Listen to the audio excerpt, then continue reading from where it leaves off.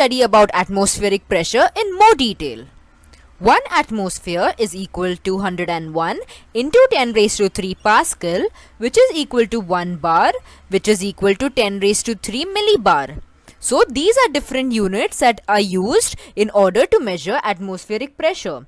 You can either use the unit of atmosphere or Pascal or bar or millibar, but the most commonly used is hectopascal, and we can find it out by using 1 millibar is approximately equal to 10 raised to 2 Pascal, or in other words 101 Pascal will give you 1 millibar. Atmospheric pressure is specified in the units millibar or hectopascal. So these are the two very common units that are used to measure atmosphere. But the other units like atmosphere and Pascal and bar can also be used. The atmospheric pressure at a point in air is equal from all sides. So any point in air, for example, if you take this point in air above the surface of the earth, it will have equal amount of pressure from all the sides, whether it be from the top or from the bottom or from any side. How is this pressure created? If air exists in a closed container, the air molecules in random motion continuously hit the walls of the container. In this interaction, a force is exerted on the walls of the container. Pressure is created due to this force. Let us take this only as the example of this cylinder. In this, let us take this particle. The pressure that is exerted on this particle would be because of the motion of the other particles around it. These particles, because they are in constant motion, they will hit the surface of the cylinder and then move, and they will continuously do this until they keep on hitting other particles. And therefore, because of all these particles hitting each other, there is a force created, and this force also creates pressure. We constantly bear the atmospheric pressure on our heads. Now whenever you stand on the surface of the earth, there is all these particles that are present on top of you, and because of all these particles there is a constantly a pressure that is acting on your head, and this is atmospheric pressure. However, the cavities in our body are also filled with air, and arteries and veins are filled with blood. So within us, we have certain cavities that are filled with air, whereas we have certain vessels like the arteries and veins which are filled with blood and other fluids. Therefore, we do not get crushed under water and due to atmospheric pressure, as the pressure is balanced. So now all this pressure that is created on top of our heads because of atmosphere is cancelled out because of the pressure within our bodies. So within our bodies we have all this fluid and air which is also exerting its pressure on the opposite direction, and because they are almost equal, they will cancel each other out, and therefore we are able to survive within the water or also on the surface of the earth. The earth's atmospheric pressure decreases with height from the sea level as shown in the previous figure. So as you go up on top of the surface of the earth, that is when you climb mountains and hills, you will notice that the pressure on top of those mountains is very low, and because of this sometimes it becomes difficult for us to breathe, because at this level on top of the mountains the air particles are less and therefore oxygen is also less, and because of this the atmospheric pressure is also decreased. So for example, if you see over here, on the surface of the earth, the air pressure would be very high, for example on this point. But if you travel up away from the surface of the earth, at this point the air pressure would be very low, and this is shown in this graph. So at this point the height, that is the distance from the surface of the earth, is 0. But as we move in this direction on the x-axis, the height, that is the distance from the surface of the earth, goes on increasing. So because of this, we have seen in this figure, it is showing us that as we move to the right side of the x-axis, the pressure goes on decreasing. The next topic we will study about is called buoyant force. Try this. Take a plastic bottle and fix the lid tightly. Now place it in the water and see. It will float on the water. So if you take a plastic bottle which is completely empty inside and you fix the lid very tightly and place it on water, you will see that it is floating on the water. Try and push it into the water. Even when pushed, it continues to float. So if you push this plastic bottle into the water, you will notice that after you push it into the water and leave it, it will come up again on the surface and continue to float. This experiment can also be done with a plastic hollow ball. So if you take a plastic ball which is hollow, that is, it is empty inside, and repeat this experiment. That is, if you push this ball also into the water, it will come up and continue to float. Now fill the water bottle with water to the fullest capacity and close the lid and release in the water. Now you remove this bottle out and fill it completely with water inside. And you again, after closing the lid, release it into the water. You will realize the water bottle will start floating inside the water.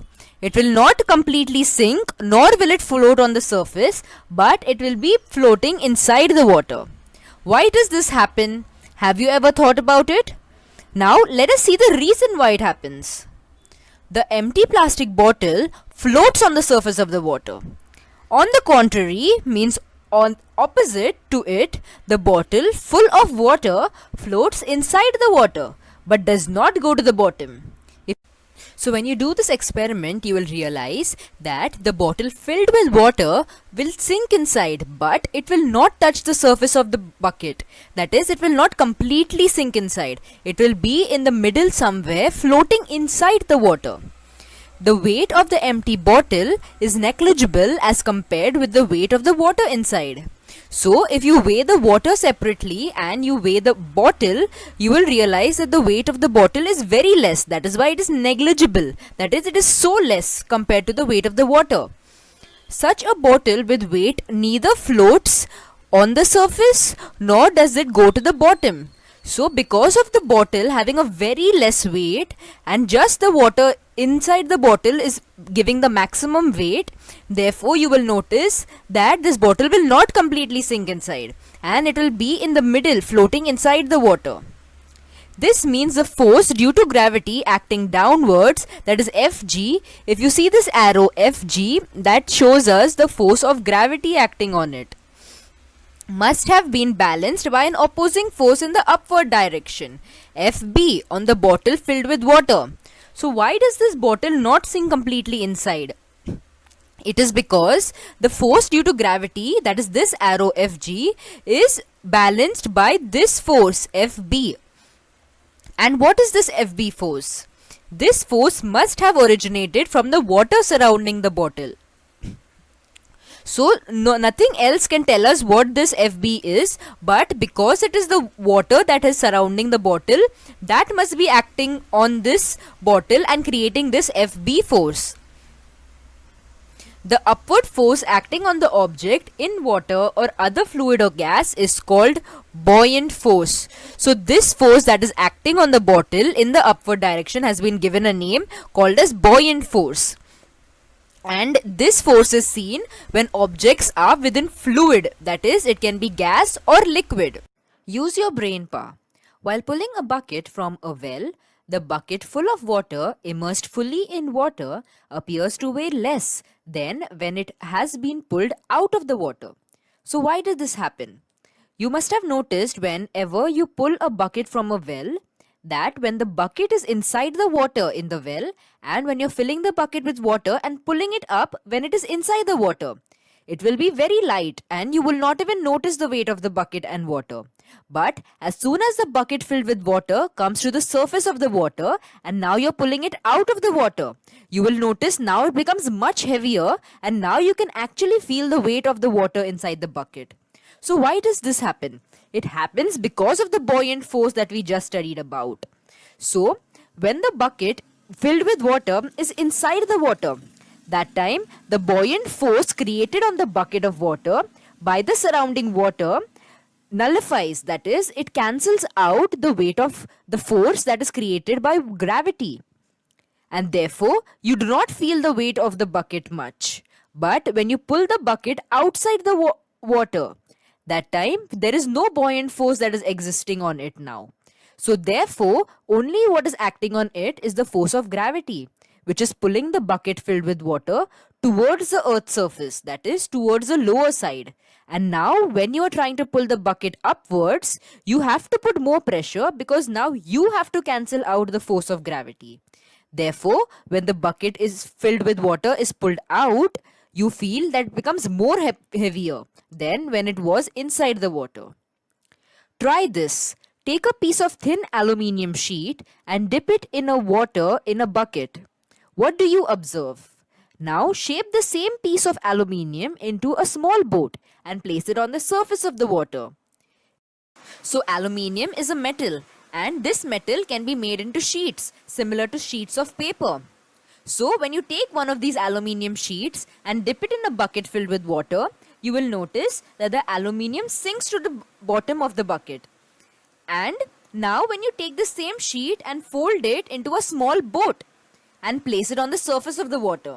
Now after folding it into a boat, you will notice that now it floats on the water and it does not sink. The same sheet which was sinking into the water, when folded into a shape of a boat, it now floats on the water. This is similar to the huge ships that transport goods and also are used for traveling. These ships are made with metals. When this metal is placed in water, it will sink easily to the bottom. But even though the ship is very heavy, because it is in the shape of a ship, so because of its shape, it is able to float on the surface of the water. An iron nail sinks in water. But why does the massive steel ship float on it? So, because of the shape of the ship, it is able to float on it. But the shape of an iron nail cannot be able to float on water and therefore it sinks. When an object is dipped in a liquid, a buoyant force acts on it, and hence it appears that the weight of the object is reduced. So, this is similar to the example in which we were pulling water from the well.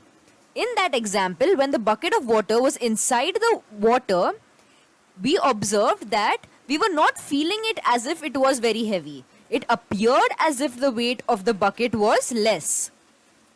That was because of the buoyant force. So, it becomes easier to swim in sea water than in fresh water. Fresh water is the water found in lakes and rivers, and sea water is usually salty. This is because the density of seawater is higher than the density of fresh water due to salts dissolved in the seawater. So seawater is usually salty because of several salts that are dissolved in it. So this salts increases the density of the seawater as compared to the fresh water which does not have these salts. Density is a property of liquids, and this property is increased when salts are added to the water. In this book, you have seen that lemon sinks in a glass filled with water, but it floats when we stir in 2 spoons of salt in the water. So, when we are stirring the salt inside the water, we are increasing the density of that water.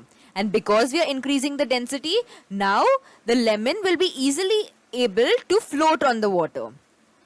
In salty water, the buoyant force exceeds the gravitational force.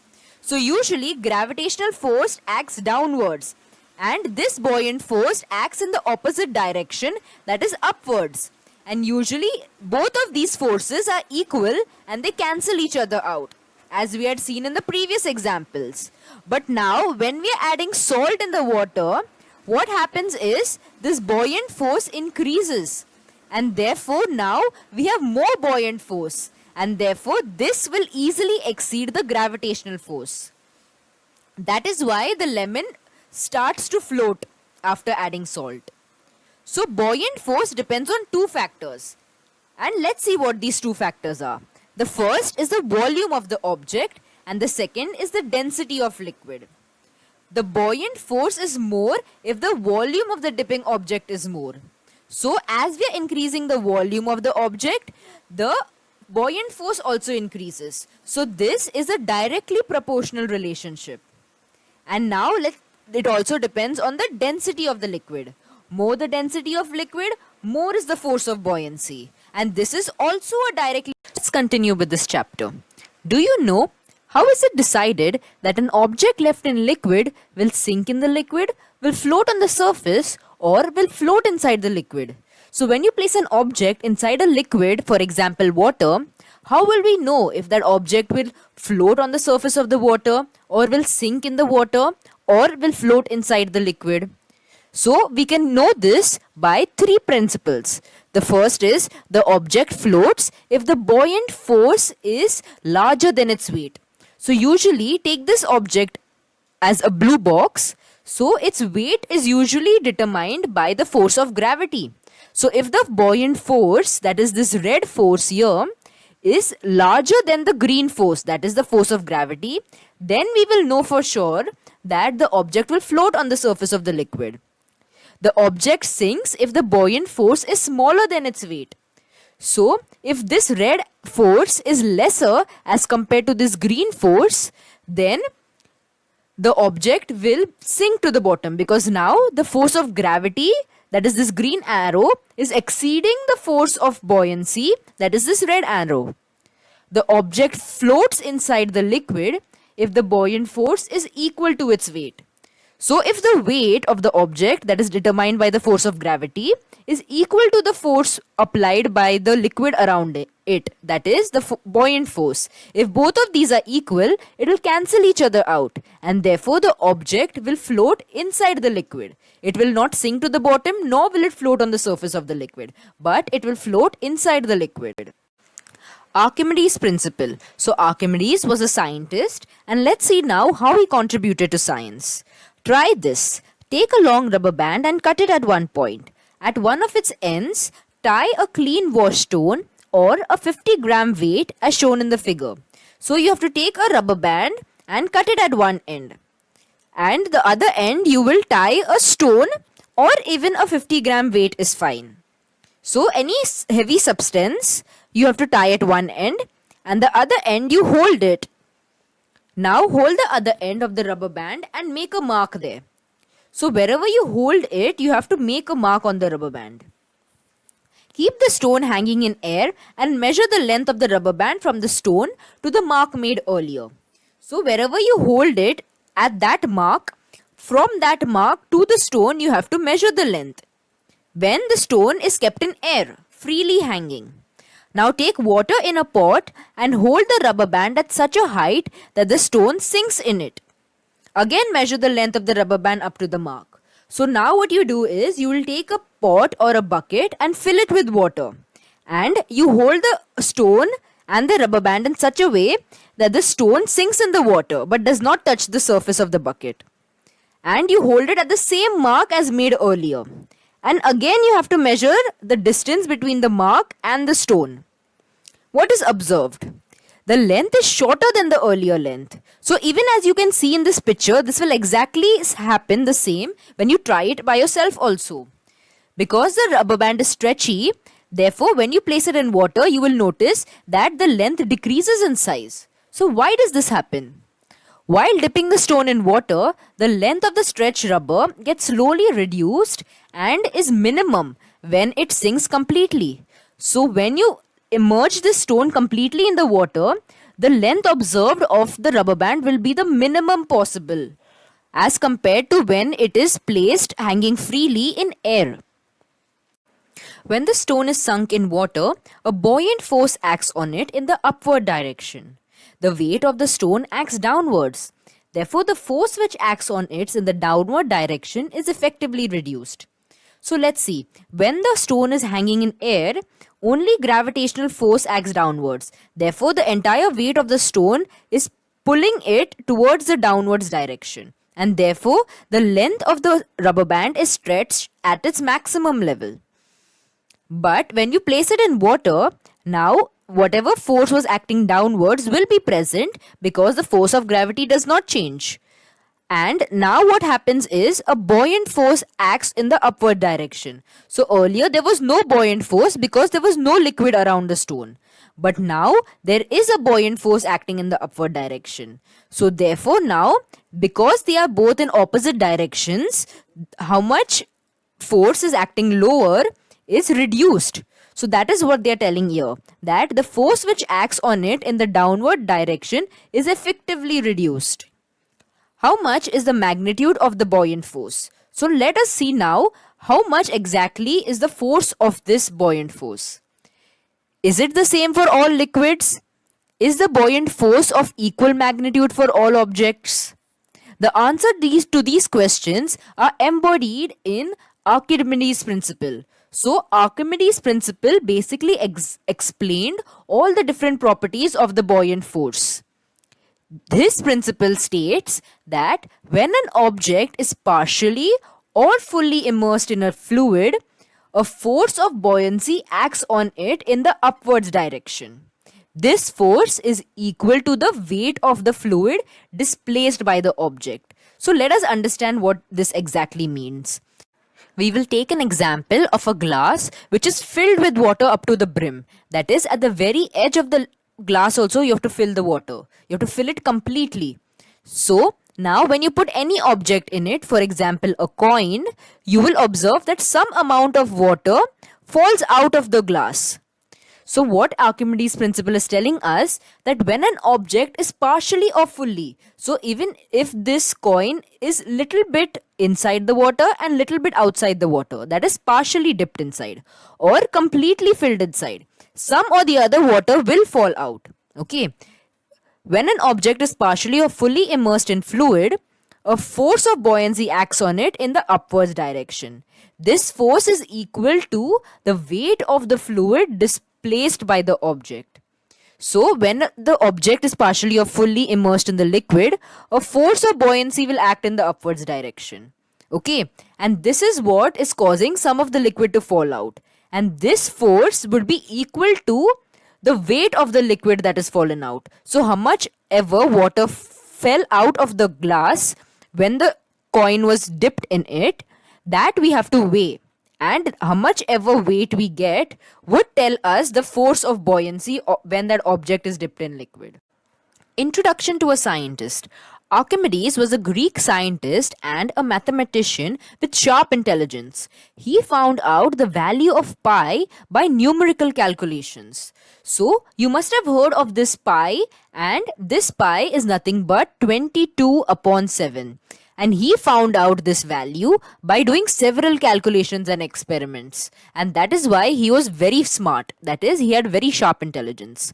His knowledge of levers, pulleys, wheels in physics was useful to the Greek army in fighting against the Roman army. So he used his knowledge of physics by making all these levers and pulleys and wheels so that it would help the Greek army in fighting against the Roman army. He became famous due to his work in geometry and mechanics. When he entered a bathtub for taking bath, he discovered the above principle by observing the overflowing water. So, his bathtub was completely filled with water up to the brim. And when he entered the bathtub, he realized that the moment he stepped into the bathtub, some water fell out. And when he completely immersed himself in the water, more water fell out of the bathtub. So, just by seeing this example, he was able to tell us the Archimedes principle that we just studied about. And he was able to tell us all the properties of buoyant force. He came out of the bathtub in the same state, shouting, "Eureka, Eureka!" meaning, "I found it, I found it." So because he found these answers, that is why he was very happy. So that is why he was just shouting, "Eureka, Eureka." The use of Archimedes principle is very wide. Many people use this Archimedes principle even today. This principle has been used in the constructions of ships and submarines because in order to make the ship and its shape, we need to know the principles of Archimedes and the buoyant force in detail, and therefore his principle is used there. The instruments such as lactometer, hygrometer are based on these principles. Density of a substance and relative density. So, density is the property of different types of substances, and this density is equal to the mass of the substance upon its volume. The SI unit of density is kg per meter square because the unit of mass is kg and the unit of volume is meter square. Therefore, the unit of density would be kg per meter square. The property of density is very useful in deciding the purity of the substance, because when we add other substances and mix them together, the density changes. So, in order to see how pure a substance is, it is very important to know its density. The relative density of a substance is expressed with respect to the density of water. Now, in order to get a relation between different types of densities of different objects, we use something called as relative density. In this, the density of the substance is compared to the density of water. So, the relative density of a substance would be the density of that substance upon the density of water. So, density of water will not change, but we can find the density of different objects. This, being a ratio of two equal physical quantities, has no unit, because both these densities would be kg per meter square and hence it would get cancelled. Therefore, relative density has no units. Relative density of a substance, it's called its specific gravity. So, another name for relative density is specific gravity. In this, we compare density of the substance with respect to the density of water. Solved examples. Example 1. The area of the bottom of a tiffin box is 0.25 meter square and its weight is 50 Newton. Calculate the pressure exerted by the box on the shelf. So a tiffin box is placed on a shelf and we need to calculate the pressure exerted by the box.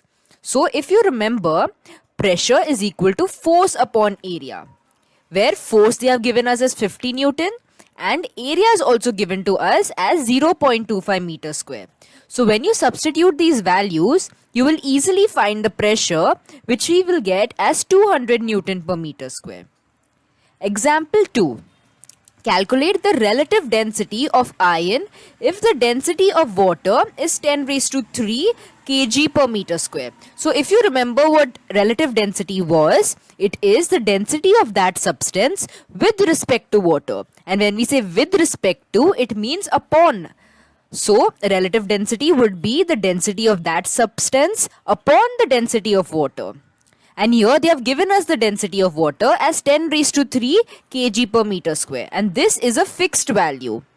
And the density of iron is 7.85 into 10 raised to 3 kg per meter square. And they have directly asked us to find the relative density of iron. So the relative density of iron would be the density of iron upon the density of water. And they have given us both these values. So when you substitute it, we will get 7.85 because the 10 raised to 3 gets cancelled out. So once 10 raised to 3 gets cancelled out, we are left with 7.85. And if you remember, relative density has no units because it is a ratio of same terms. Therefore, the units also will get cancelled. Example 3. The area of a tip of a screw is 0.5 millimeter square and its weight is 0.5 Newton. Calculate the pressure in Pascal exerted by the screw on a wooden plank. So this is similar to example 1, in which we had to find the pressure exerted by one object on another object. So here pressure is equal to weight upon area.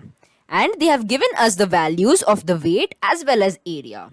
So when we substitute it, we will get 0.5 Newton upon 0.5 into 10 raised to minus 6 meter square. But how did we get this minus 6? It is because the area of the tip of the screw is given to us in meter square and millimeter square, and we have to convert this millimeter square into meter square. So in order to do this, we know that 1 millimeter is equal to 10 raised to minus 3 meter. And 1 millimeter square would be equal to 10 raised to minus 6 meter square. So we substitute this and the 0.5 would get cancelled and we would be left with 10 raised to minus 6 in the denominator. And when we shift this 10 raised to minus 6 in the numerator, we would get 10 raised to 6 Newton per meter square. And this is Newton per meter square is also equal to Pascal. So we would get 10 raised to 6 Pascal. because they are asking us to find the pressure in Pascal. Let's see now example 4. Mass of a block of metal is 10 kg and its dimensions, that is all its sides, are the length is 50 centimeter, breadth is 10 centimeter and height is 20 centimeter. If the metal block is placed on the following surface on the table, find out which of the surface ABCD, CDEF and BCFG will the pressure exerted on the table be maximum. So this is a block and they are telling us that in which direction should we keep the block in order for the pressure exerted on the table to be maximum. And the sides given are ABCD, that is this yellow side, BCFG, that is this blue side, or CDEF, and that is the orange side. So the question is asking us that from these three sides, which of them will exert the most pressure on the table? So from the example 1, we seen that pressure is equal to force upon area. And we need to find out which of those sides will exert the most pressure. So the pressure would be exerted maximum where the area would be minimum because area is in the denominator. So if we find out from these three sides which of them has the least area, we can easily find out which of them will exert the most pressure. So the weight of the block would be mass into gravitational force. The mass was given to us as 10 kg. And if we multiply that by 9.8, which is the gravitational force, we will get the weight of the block as 98 Newton. So we will take each of these three sides one by one. So the first side, that is the yellow side. For the surface ABCD, the length would be 50 centimeter and the height would be 20 centimeter. The area, as we remember, of a rectangle is area is equal to length into breadth. So therefore 50 into 20 and we would get that as 1000 centimeter square. But we need to convert centimeter into meter. So for that we will do 1 centimeter is equal to 10 raised to minus 2 meter. And 1 centimeter square is equal to 10 raised to minus 4 meter square. So we would get it as 0.1 meter square. When you substitute these values in the formula for pressure, we would get pressure is equal to weight upon area, which would be equal to 980 Pascal. And we need to repeat these steps for the other two sides as well. So for the surface CDEF, that is the orange surface, we know that again the length would be 50 centimeter and this time the breadth we would have to take as 10 centimeter. So now when we multiply it, we would get the area, which would be equal to 0.05 meter square. And again substituting these values in the formula for pressure, we would get pressure is equal to weight upon area, which is equal to 1960 Pascal. Now for the final side, that is this blue side. We know that one of the sides, that is the length, would be 20 centimeter and now the breadth would be 10 centimeter. So when you multiply this, we will get the area as 0.02 meter square. And substituting these values in the formula for pressure, we would get pressure as 4900 Pascal. So we seen that whichever side had the least area, that is this blue side, which had only 0.02 meter square as the area, exerted the most pressure, that is 4900 Pascal. So therefore we come to know that this third side, that is surface BCFG, exerted the maximum pressure. Hence the smaller the area of contact, larger is the pressure. Now let's see the final example. Example 5. A piece of marble tile weighs 100 grams in air. If its density is 2.5 gram per cubic centimeter, what will be its weight in water? So they have given us how much a marble tile weighs in air and they're asking us how much would it weigh in water. So we know that density is equal to weight upon volume. So we have been given the weight and the density. So we can easily find the volume by doing weight upon density.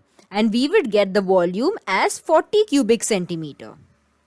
Therefore, according to the Archimedes principle, when the piece is dipped in water, water of volume equal to the volume of the piece, that is 40 cubic centimeter, will be displaced.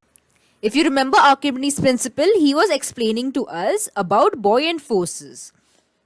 So when you dip this piece of tile inside the water, the weight of the water that is displaced would be the volume of the piece. And we can easily find out the weight of that object, that is the marble tile, in water. So the loss in the weight of the piece will be equal to the weight of the displaced water, which is 40 grams. Therefore, the weight in the water is equal to 100 minus 40 grams, which is equal to 60 grams. Because 100 grams was how much it was weighing in air and 40 grams was displaced. Therefore, we know that out of this 100 gram, we are only able to weigh 60 gram in water. And this is what the tile weighs when it is placed in water.